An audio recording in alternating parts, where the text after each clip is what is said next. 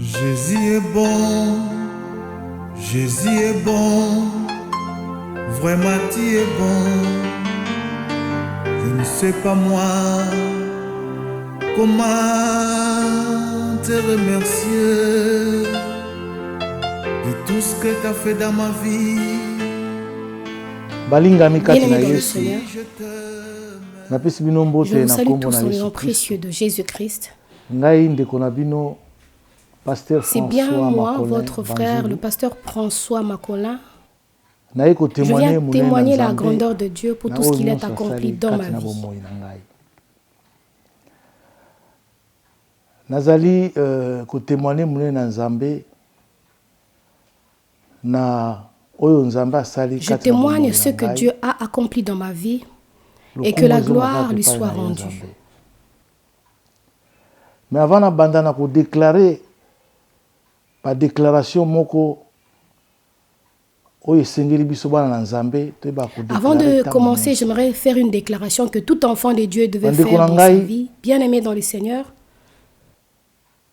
na mbula oyo ya en cette année 2021 2021, mokonzi Yesu le azali Seigneur na Jésus biso. est avec nous.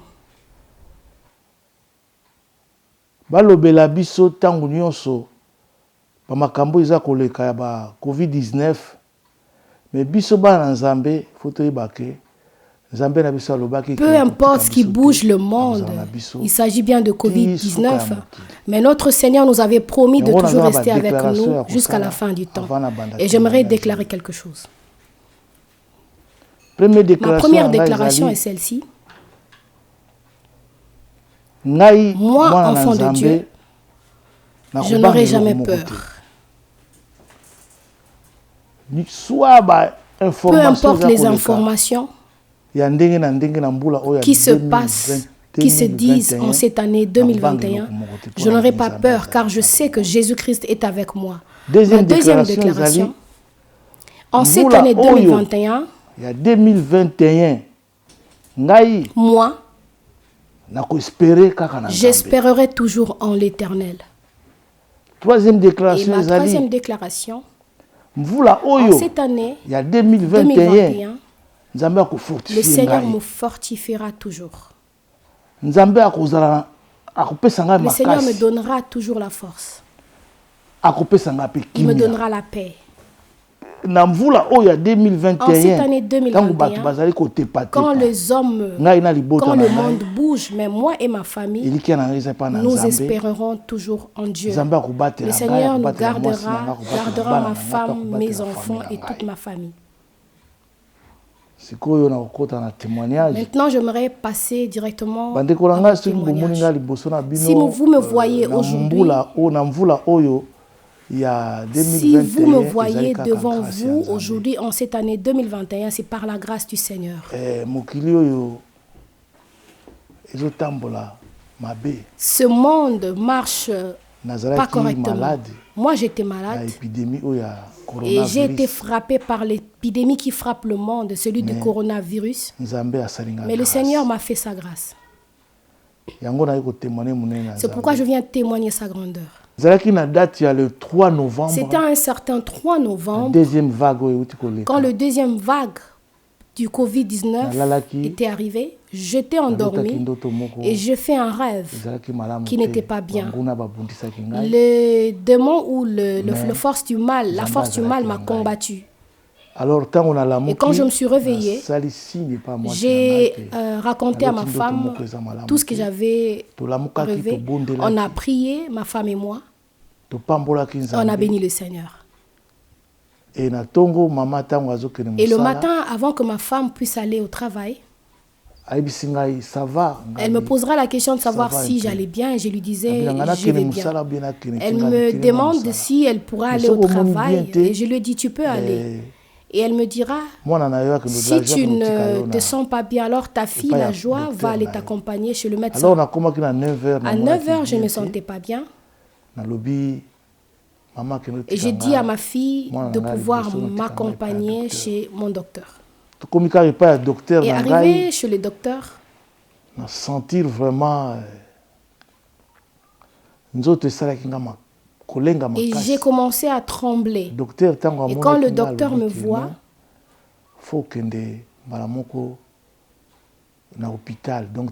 il m'envoie, il me dit que je devais aller tout de suite à l'hôpital. Et on était là dans la salle d'attente pour attendre jusqu'à ce que l'ambulance va arriver pour me transporter par la suite à l'hôpital.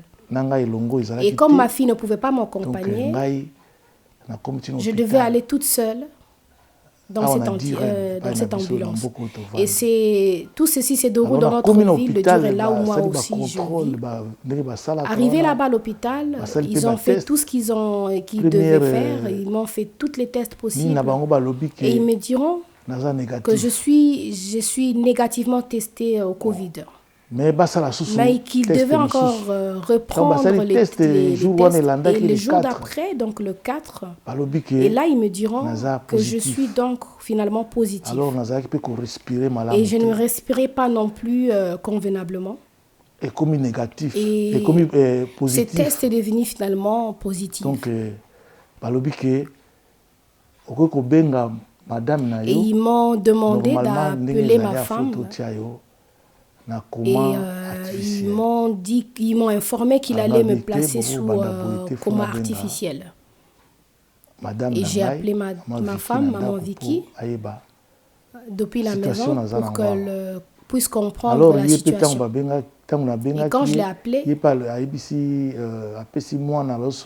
et elle a passé ma fille pour parler au médecin, et ma fille dira non, il ne faut pas que vous le placez directement aux soins intensifs ou sous le coma artificiel. On va d'abord appeler son pasteur et on va vous rappeler par la suite. Ils ont appelé mon pasteur, le pasteur Nestor Kamwanga, et le pasteur dira mais qu'est-ce qu'il ne va pas.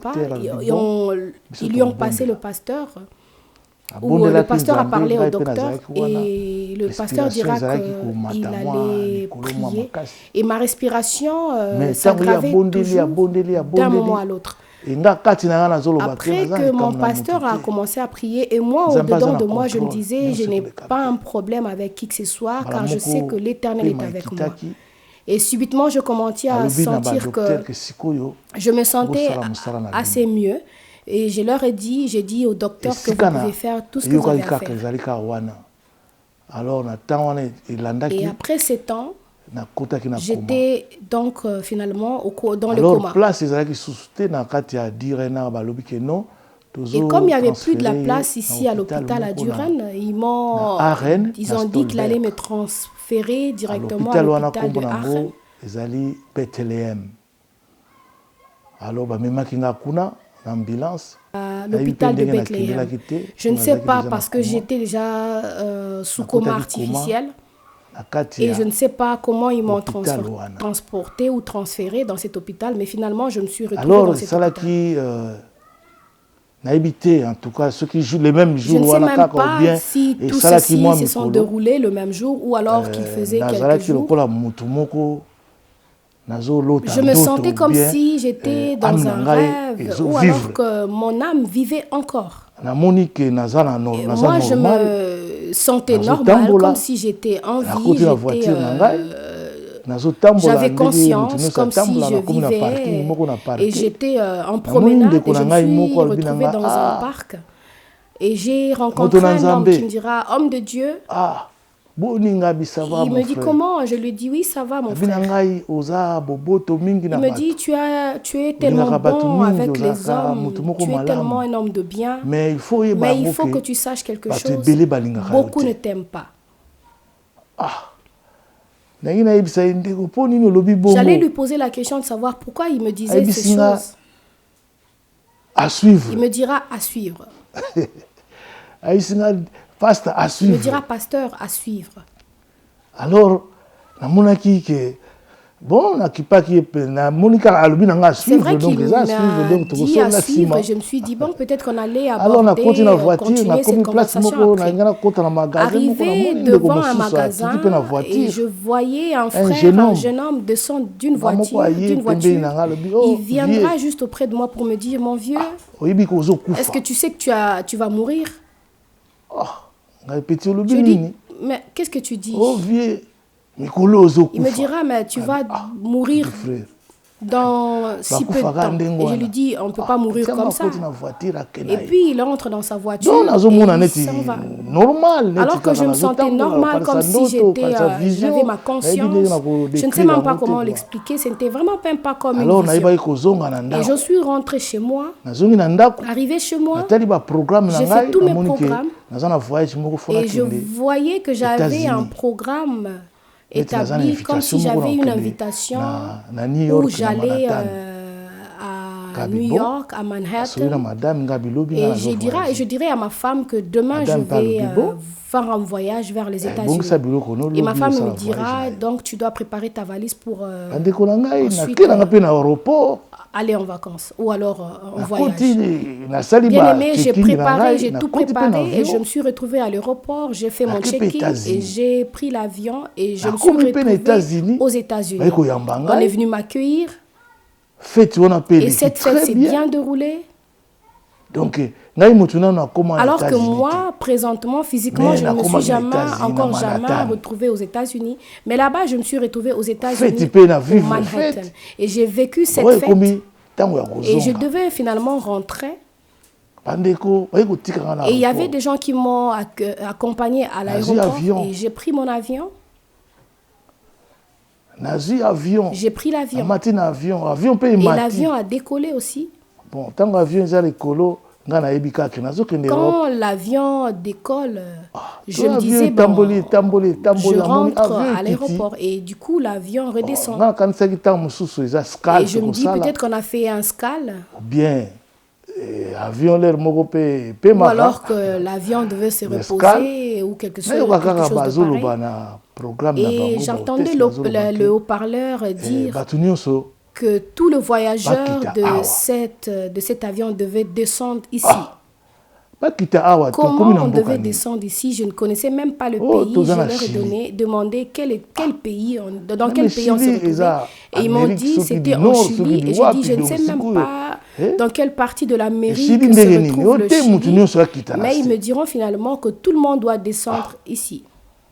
Et je ne voyais même pas faire de réclamation. J'allais discuter, mais on devait chercher finalement à prendre un autre vol. Bien aimé dans le Seigneur, je sors dehors pour aller chercher un moyen où j'allais me débrouiller comment j'allais finalement arriver en Europe, car je leur expliquais que j'allais arriver en Europe, mais ils ne voulaient pas me comprendre. Et quand je sortais de cet aéroport, il y avait un endroit à l'aéroport où on pouvait finalement prendre un taxi. Directement, je revis le garçon qui me dira, il était avec un groupe, c'est lui que j'avais rencontré quelque part, qui me dira que j'allais mourir. Et il me dira encore cette fois-ci, ah là, voilà encore mon vieux. Et j'étais surpris de le retrouver encore en Chili. Je lui ai dit, mais ce frère, je l'avais vu à Duren. Et ici encore en Chili, je le retrouve. Et là, il me dira encore, mon vieux, toi tu croyais nous avoir fui, mais nous sommes ici encore, nous voici ici arrivés en Chili. Et d'ailleurs, comme on se rencontre ici à Chili, prépare-toi car tu vas mourir ici. Je leur ai dit, mais qu'est-ce que je vous ai fait? Et ils me disent, ils insistent que j'allais vraiment mourir ici en Chili, comme je me suis retrouvée en Chili, donc finalement j'allais mourir ici en Chili, et que la nouvelle allait parvenir à atteindre Duren pour que le monde sache que bon, le vieux est mort en Chili. Je leur ai dit, petit frère, sachez une chose, c'est lui qui tient ce monde et mon Dieu. Et ma vie est entre les mains du Seigneur. Ce n'est pas entre vos mains. Moi, je veux chercher le Seigneur qui a créé le ciel et la terre, le Seigneur que je sers. Et l'un de petits dans ce groupe me dira, on va voir. Et j'ai pris mon taxi. Et je me débrouillais où j'allais finalement aller passer la nuit. Et je les sentais dans cette vie où, dans cette vision où j'avais, mon âme était en train de vivre ces choses, comme si c'était réel. Alors, Et pendant que je marchais, je disais au-dedans de moi que ces choses devenaient enfin sérieux. J'ai vu ce petit, je l'ai vu à Duren, et ici je le rencontre encore à Chili, ensemble, accompagné d'un groupe qui essaye de m'intimider pour me dire que j'allais mourir ici en Chili. Je dois faire quelque chose. Mais avant que je puisse tomber malade, on était déjà en jeûne dans notre église. On a un jeûne qu'on fait toujours en chaque mois de novembre. Donc, le 1er novembre. On a commencé depuis le 1er novembre. Et moi, le 4 novembre, je suis tombée malade. Le 5 novembre, j'étais donc dans le coma. Et j'étais déjà en plein jeûne. Et j'ai dit finalement, je dois jeûner en jeûne indéterminé. Donc, jeûner jusqu'à ce que je verrai soit le Seigneur ou alors j'entendrai sa voix et alors finalement je pourrai arrêter. Et je suis entrée en jeûne, un jeûne indéterminé. Donc, je me promenais dans un pays que je ne connaissais pas avant, mais tout en étant en jeûne et je priais partout. Bien aimé dans le Seigneur, ma Bible me dit dans le livre de 11, verset 6, Hébreux chapitre 11, verset 6, sans la foi, personne ne peut être agréable à Dieu. Donc, alors j'espérais et j'avais foi en mon Dieu. J'ai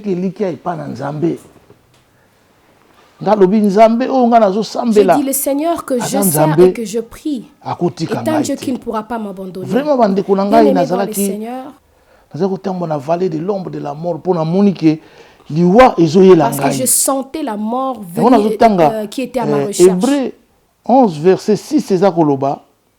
Or, sans la foi, il est impossible de lui être agréable, car il faut que celui qui s'approche de Dieu croit que Dieu existe et qu'il est rémunérateur de ceux qui les cherchent. Vraiment, na signé que sikoyo na koluka nzambe. Na yebi ke nzambe azana bomoi. Donc ko memanga kaka boete. Pe Bible za kolobana la Bible nous dit dans le livre de Psaume 118, le 17e verset, je ne mourrai pas, je vivrai et je rencontrerai les œuvres de l'Éternel. Donc, j'avais la foi que je ne pouvais pas mourir comme ça, assez vite comme ça. Et cette foi a pris place dans ma vie et je marchais en priant et en chantant. Il y avait une chanson que je chantais dans le livre de Deutéronome, chapitre 31, le 6e verset. Fortifiez-vous, ayez du courage, ne craignez pas. Fortifiez-vous, ayez du courage, ne craignez point, ne soyez pas effrayés, car l'Éternel, ton Dieu, marchera lui-même avec toi.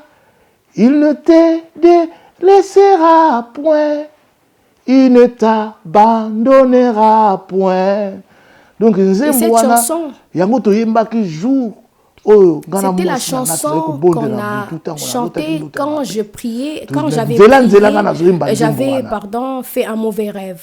C'était la chanson qu'on a chantée, moi et ma femme, après la prière. Donc j'étais vraiment fortifiée et je priais, je continuais dans cette vie, dans ce pays que je ne connaissais pas. Je me tenais en cours de route en train de chanter et les gens me regardaient comme un fou. Et j'avais complètement d'ailleurs oublié que je devais chercher un moyen pour retourner en Europe et je me suis focalisée vers cette chanson que je chantais. Et j'ai traversé, bien aimé dans le Seigneur, l'aube de la vallée de la mort. Où nous lisons le livre de Psaume chapitre 23 et nous disons que l'ombre de la mort, je ne crains aucun mal. Vivre mais quand tu vis cette vallée, et là tu verras comment le diable et ses démons ils vont chercher à détruire enfin les enfants de Dieu. Alors que la Bible nous dit dans le livre de Jean chapitre 10 verset 10, le voleur vient pour égorger, détruire et tuer. Et leur pensée est qu'ils veulent à tout prix me détruire et me dévorer, me tuer. Je leur ai posé la question de savoir qu'est-ce que je vous ai fait. Et ils me diront, tu es trop fier, tu es trop orgueilleux. Bien-aimé dans le Seigneur. Alors que je suis pasteur, je me suis vraiment humilié. Et ils me diront, quand tu marches avec ta femme et ton enfant, vous témoignez par-ci, par-là et vous vous voyez comme si c'était vous qui vivez. Et je ne leur ai pas suivi. Je continuais en priant, en chantant. Bien-aimé dans le Seigneur. Alors que pendant ce moment, je me retrouvais dans le coma artificiel dans la ville de Aachen. Et ma femme semble avec l'église et mon pasteur. Et mes enfants, ils priaient tous les jours, nuit et jour, et ils nécessitaient d'appeler à l'hôpital. Et ils leur diront que son état était posé, son état était calme. Et on remarque que il n'a que la constipation, mais il n'a pas de fièvre.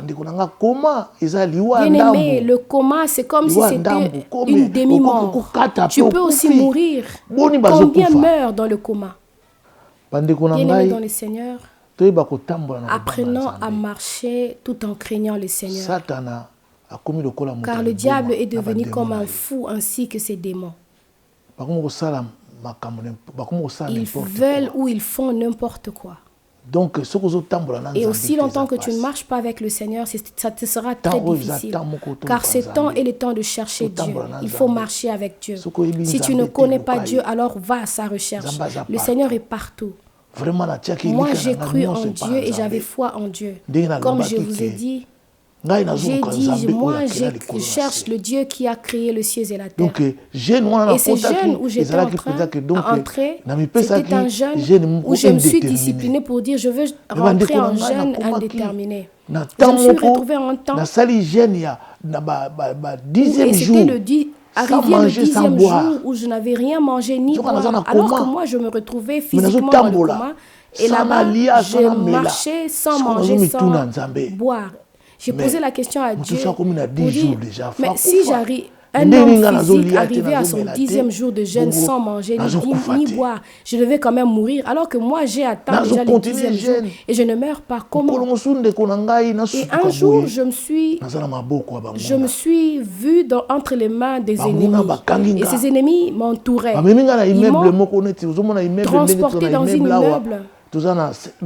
Troisième étage, 4e étage. Et je me suis retrouvée dans un immeuble dans le 4e niveau. Mon esprit était assis. Il y avait beaucoup de caméras et comme une télévision. Et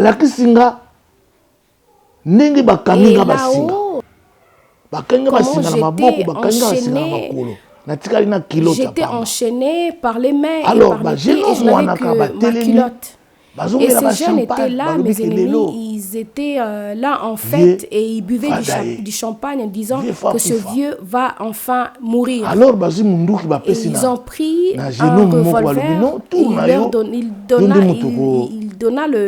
ils donneront le revolver entre les mains d'un jeune. Ils lui ont demandé de me tuer. Et c'est comme si moi j'étais assise devant la télé, je voyais ce qui se passait dans le 4e niveau. Et ils me diront, ils disaient comme il est en train de regarder, on ne peut pas le tuer. Il faut attendre jusqu'à ce qu'il va complètement s'endormir et là vous l'aurez. Et je me suis dit, bon, donc finalement moi je ne devais pas dormir. Je veux rester comme ça, veiller sans dormir et je priais en langue, j'intercédais. Et eux aussi, ils étaient là en train de me surveiller 4h du matin, 5h du matin, 5h du matin et je dormais toujours. Et arrivé à 6h, et ils diront à cet homme, tue-le directement et puis il va mourir. Et moi, je ne parlais plus. J'étais enchaînée. C'est comme si j'étais à genoux, comme un esclave. Et j'étais à genoux, mes pieds étaient enchaînés, mes mains aussi étaient enchaînées. Je me voyais. Et j'étais là, finalement, je sentais que j'allais vraiment mourir et je veux laisser ma femme et mes enfants. Alors que pourtant, je continuais toujours à intercéder et à prier. Et arrivé à 10h finalement, à 9h30, ils diront à ces jeunes de me tuer. Il leur dit non, il veut tuer. Il veut tirer, mais c'est comme s'il y avait de la brouillard qui était devant lui, qui ne pouvait pas finalement me voir correctement. Il dira, si j'essaye de tirer, je veux le rater. Ils ont commencé à discuter entre eux jusqu'à un point où ils se sont dit, bon, on s'arrête ici. On va quand même la voir. Et puis, finalement, je me suis retrouvée comme si je n'étais plus enchaînée. J'étais encore dans une route où je continuais toujours à prier. Arrivé à mon 13e jour de jeûne à sec dans cette ville qui m'était complètement inconnue.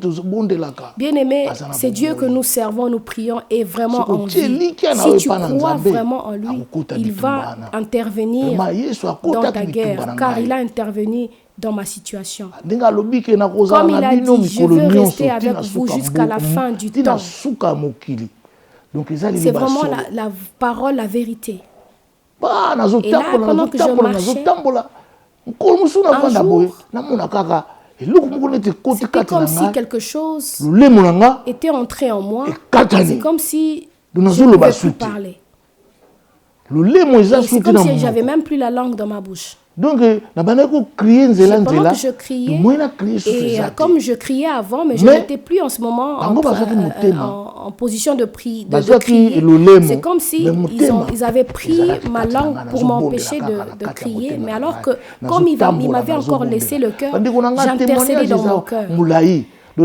Bien aimé, mon témoignage est tellement long, mais je ne pourrais pas le faire directement. Je vais faire en épisode. Parce que finalement, je l'ai rencontré lui seul, notre Jésus.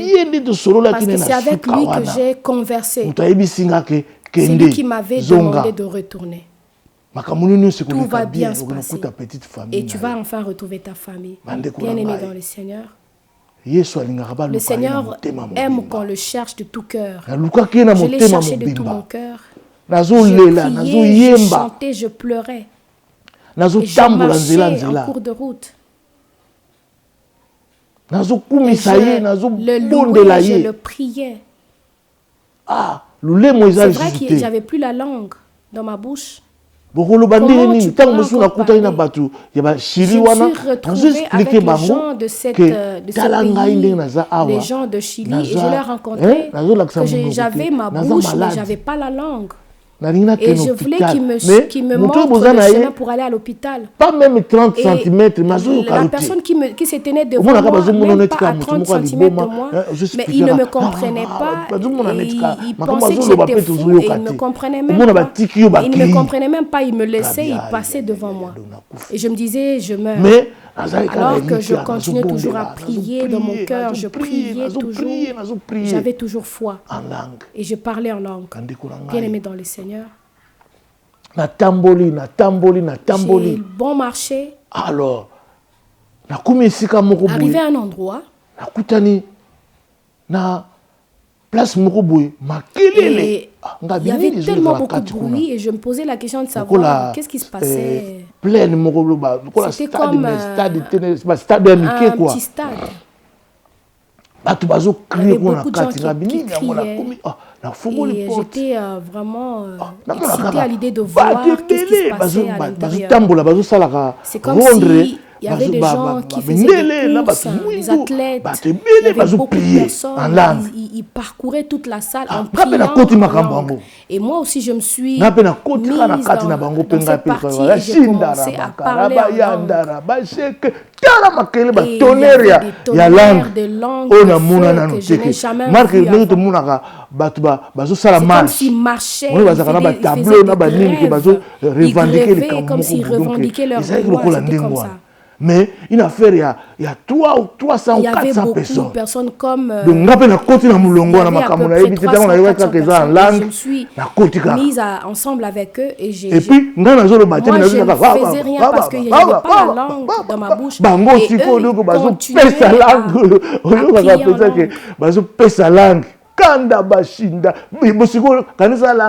Et c'était la langue de feu, la langue de beaucoup de personnes. Et on est resté là toute la journée en langue. Vraiment, pour me limiter jusqu'ici pour la première partie, j'aimerais vous dire encore qu'est-ce qui m'est arrivé après avoir prié en langue. Je me suis retrouvé après cet événement. Je me suis retrouvé quelque part où j'ai retrouvé Jésus-Christ de Nazareth. Donc, ce n'est pas quelque chose que j'ai inventé, mais c'est la vérité. Mais je vais enfin vous raconter comment j'ai fait pour le rencontrer, lui seul, le vrai. C'est une histoire qui est très longue, mais je vais les partager en série, en partie. Et si le Seigneur nous aide, on va arriver jusqu'au deuxième et à la troisième partie, parce que c'est tellement long. J'ai vécu des choses que je n'ai jamais vécues dans ma vie. Vraiment, il faut en Dieu et j'ai vu sa grandeur. Bien-aimés dans le Seigneur, abonnez-vous massivement à ma chaîne, ma page YouTube sur Pasteur François Macolin. Et vous allez directement arriver à ma chaîne pour suivre, pourquoi pas, mes prédications, mes témoignages que je donne. Par mes témoignages. Je suis quelqu'un qui témoigne toujours la grandeur de Dieu partout où le Seigneur m'emmène, car il a fait tellement beaucoup de merveilles dans ma vie, dans la vie de mes enfants, dans la vie de ma femme. Et si vous entrez dans ma chaîne, vous verrez tous les témoignages que je suis en train de donner là où je passe. Mais on va continuer ces témoignages pour arriver jusqu'à l'endroit où j'ai rencontré une église tout en blanc. Près de 1500 personnes qui étaient tous habillés en blanc. Que Dieu vous bénisse. À nous revoir à la deuxième partie. Amen.